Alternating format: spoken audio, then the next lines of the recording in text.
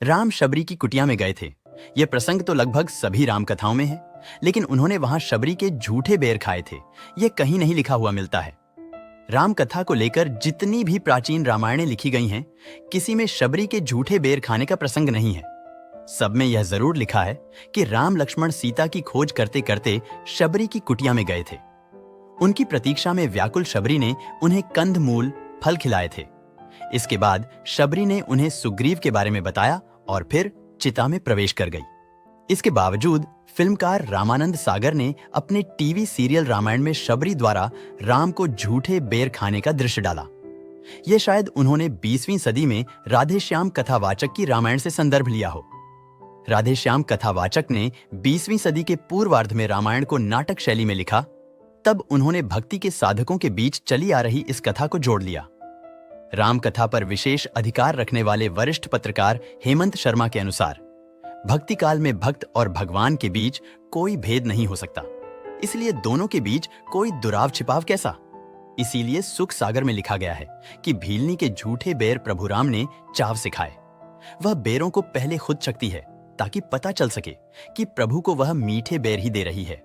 राधे श्याम कथावाचक ने 19वीं सदी के उत्तरार्ध में लिखी गई इस सुख सागर से यह प्रसंग उठाकर लिखते हैं, सुंदर पत्तों के आसन पर अपने प्रभु को बिठलाती है, मेहमानी के कुछ बेरों को डलिया में भरकर लाती है, वे फल शबरी के झूठे थे।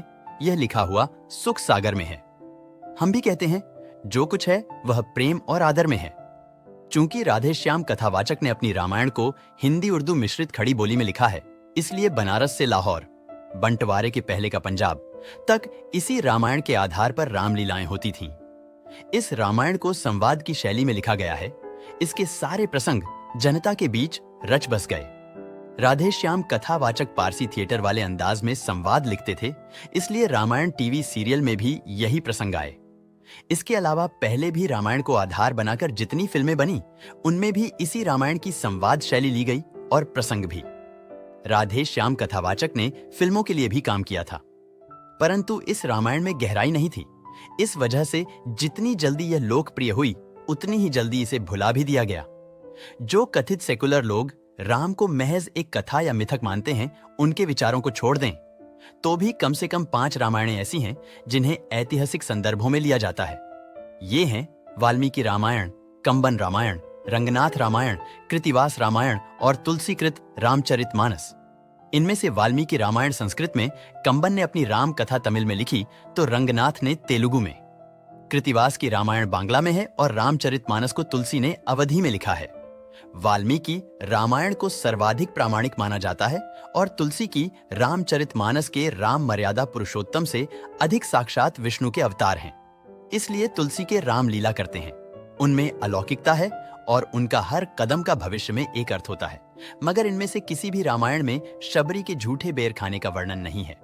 इन 5 रामायणों के लेखक में सिर्फ आदि कवि ऋषि वाल्मीकि को राम के समय का माना जाता है। यह भी एक मान्यता है कि वे राजा राम से मिले भी थे। शेष कवियों ने उनकी कथा को आधार बनाया और अपने समय के समाज की परिस्थितियों के अनुरूप वर्णन किया। इसीलिए 5 रामायण के कई क्षेपक अलग अलग हैं। प्रेम पंथ में अधर्म भी धर्म है, इसलिए अगर शबरी अपने झूठे बेर राम को खिलाती है तो अधर्म नहीं हुआ। उसके आराध्य राम उसके प्रेमी हैं। मीरा भी कृष्ण को अपना प्रेमी बताती थी। भक्ति में प्रेमिका या प्रेमी का दर्जा आराध्य से ऊपर है। पद्म पुराण में लिखा है, प्रेमणा वशिष्ठ मुच्छिष्टम भुक्तवा फल चतुष्टयम कृता रामेण भक्तानाम शबरी कबरी मणि प्रेम पत्तनम। अर्थात 4 झूठे फल खाकर राम जी ने शबरी को भक्तों की चूड़ामणि बना दी। सुअर सागर में सूरदास लिखते हैं, शबरी आश्रम रघुबर आए, अर्ग्यासन दय प्रभु बैठाए, खाटे तज फल मीठे लाई, झूठे भये सुसहज सुनाई। नामदेव कहते हैं, झूठे फल शबरी के खाए, रशस्थान विसराए। मगर मीरा तो प्रेम दीवानी थी। मीरा लिखती हैं कि भीलनी शबरी कोई रूपवती नहीं थी है, फिर भी राम जी नेह लगाया और दर्शन पाते ही सीधे बैकुंठ चली गई। वाल्मीकि रामायण के अनुसार सीता की खोज के लिए वन वन भटक रहे राम लक्ष्मण को राक्षस कबंध शबरी का पता बताता है। राम और लक्ष्मण शबरी के आश्रम में पहुंचते हैं। तब वह इन्हीं की प्रतीक्षा कर रही होती है, क्योंकि मतंग मुनि उससे कह गए थे कि रघुवंश के राम तुम्हारे पास स्वयं आएंगे। उनसे मिलकर और उनको मार्ग बताकर ही तुम अपनी देह त्यागना। राम और लक्ष्मण को आया देख शबरी उठी और उनके पैर पकड़ लिए। राम इस सिद्धा तपस्विनी श्रमणी शबरी से पूछते हैं कि आपकी तपस्या कैसी चल रही है, तप में कोई विघ्न तो नहीं है। शबरी बताती है कि मैं आपकी ही प्रतीक्षा करती रही हूं। मैंने आपके लिए इस पंपा सरोवर के किनारे उगने वाले कंदमूल एकत्र किए हैं। शबरी अपने वन में लगाए हुए तरह तरह के फल उन्हें अर्पित करती है। वाल्मीकि ऐशी ने इस पूरे प्रसंग के संदर्भ में इतना ही लिखा है कि राम ने शबरी द्वारा दिए गए फल खाए।